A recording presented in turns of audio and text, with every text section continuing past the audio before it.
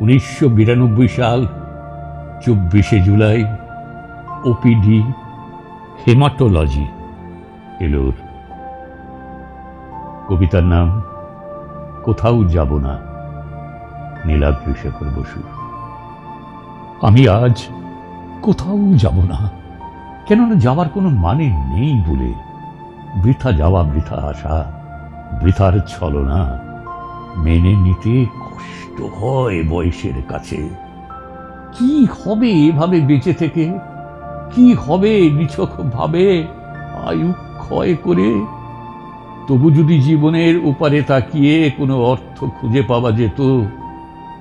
আসলে এই শরীর জুড়ে অথর্ব বৃদ্ধের বেশে বসিয়াছে পরাভূত একাকী ভিখারি, পরমুখাপেক্ষী আর পরনির্ভরতা।